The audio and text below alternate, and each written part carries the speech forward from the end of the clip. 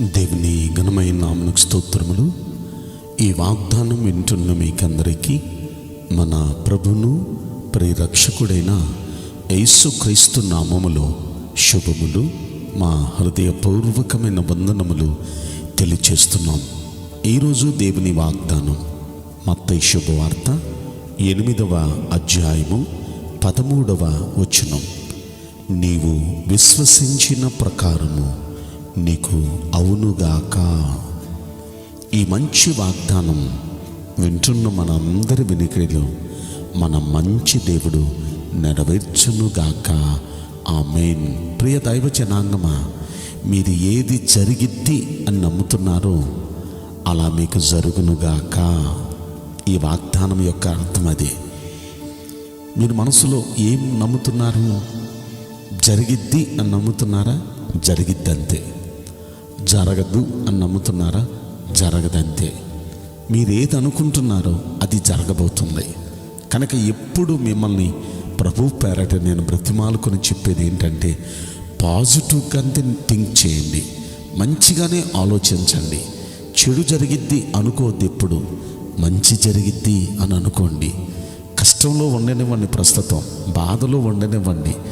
దేవుని బిడలు, దేవుని చెంతకొచ్చేవారు, ముఖ్యంగా దేవుణ్ణి సేవించేవారు ఎప్పుడు ఇదే దృక్పథంతో రావాలి. హెబ్రీయులకు రాసిన పత్రికలో 16వ అధ్యాయంలో 6వ వచనంలో అంటారు, విశ్వాసం లేకుండా దేవునికి ఇష్టలుగా ఉండటం అసాధ్యం. అసలు మనకి విశ్వాసం లేకపోతే దేవునికి నచ్చం. మనం దేవుని యొద్దకు వచ్చేవారు ఎలా రావాలంట? ఆయన ఉన్న దేవుడనియో, ఆయన్ని వెదికే వారికి ప్రతిఫలం దయచేవాడని నమ్మకంతో రావాలంట.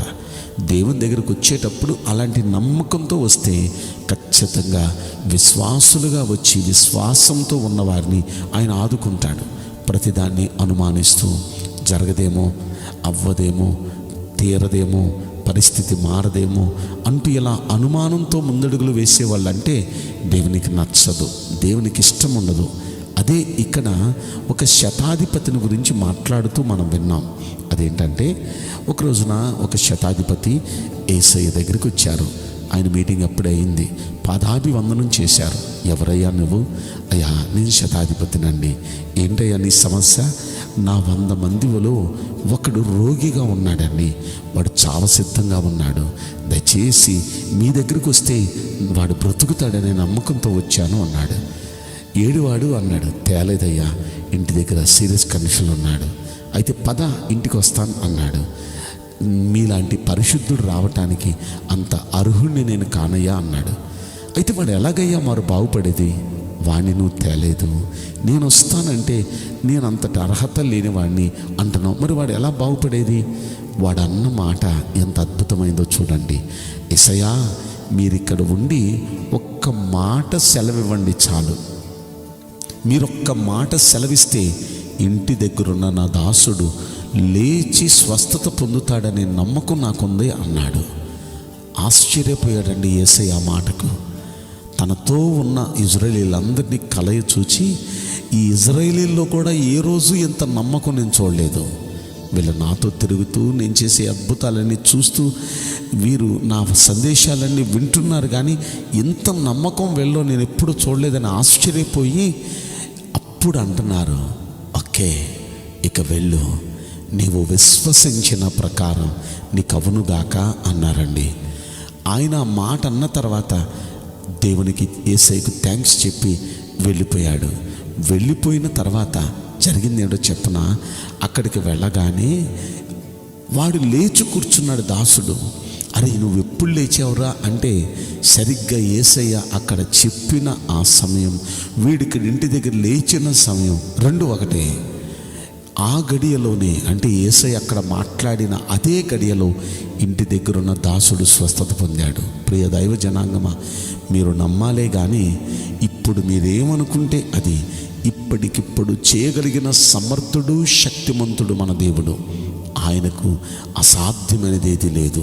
మనం ఒక్కసారి మార్కు శుభవార్తలో చూస్తే అక్కడ ఆయన 9వ అధ్యాయము 23వ వచనంలో ఒక తండ్రితో అంటున్నారు, నమ్ముట నీ వల్ల అయితే నమ్మువానికి సమస్తము సాధ్యమే.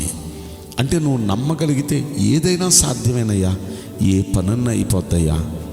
యోహాను శుభవార్త 11వ అధ్యాయంలో 40వ వచనంలో అక్కడ మరియ మార్తలతో ఆయన అంటున్నారు, నీవు నమ్మిన ఎడల దేవుని మహిమను చూతువు అంటున్నారు. అంటే నమ్మితే దేవుని మహిమలు చూస్తాం, దేవుని మహిమ కార్యాలు చూస్తాం.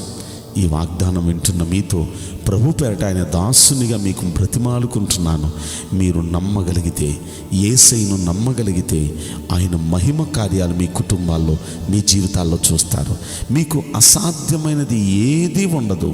మీరేది నమ్ముతున్నారో ఖచ్చితంగా అదే మీ జీవితంలో జరుగుతుంది. కనుక మంచిగా నమ్మండి, మంచిగా ఆలోచించండి, మంచి కార్యాలు దేవుని దగ్గర నుండి పొందుకోండి. ఈ మంచి వాగ్దానం మనలో ప్రతి ఒక్క వ్యక్తి వినికిల్లో మంచి దేవుడు నెరవేర్చునుగాక. ఆమేన్. నేను మీకోసం ప్రార్థన చేయబోతున్నాను. పరిశుద్ధుడా, ప్రేమగల యేసురాజా, మీ పరిశుద్ధ బంగారు పవిత్రమైన నామమునకు నిండు మనసుతో కోట్ల కొలదిగా స్తుతులు స్తోత్రములు వందనాలు చెల్లిస్తున్నాం. ఈ వాగ్దానం వింటున్న ప్రియుల జీవితంలో దయచేసి ఈ వాగ్దానం నెరవేర్చి కృప చూపించండి. వారిప్పుడు ఏమైతే మనసులో అనుకుంటున్నారో వారు విశ్వసించిన ప్రకారం నిశ్చయంగా వారి జీవితంలో కార్యం జరిగించి వారిని ఆనందపరచండి. మీరు అలా చేస్తున్నందులకు మీకు కోట్ల కొలదిగా కృతజ్ఞతా స్తోత్రములు చెల్లిస్తూ నజరుడైన యేసుక్రీస్తు ప్రశస్తమైన నామములో మిక్కిలి వినయముతో ప్రార్థించి బ్రతిమలాడి వేడుకుంటున్నాం ప్రియ పరలోకపు తండ్రి. Amen. May God bless you all. Thank you.